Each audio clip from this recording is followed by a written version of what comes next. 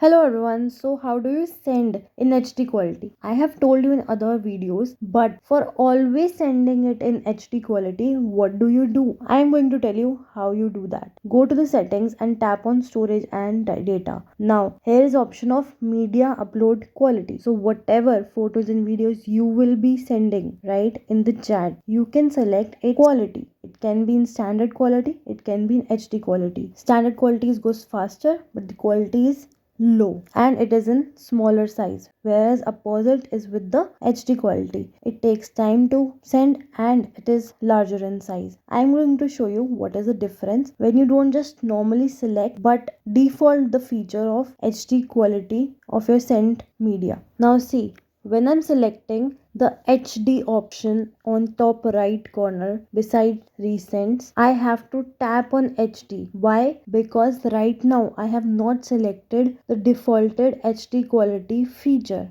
right? But if I tap on HD quality feature in settings, right, in media upload quality, then when I am going to send any media to someone on WhatsApp, it will be on, the HD feature will be on. You can see right away that I do not need to tap on HD quality because it is defaulted to be sent in HD quality. That's how we do it. See you in the next video. Tada.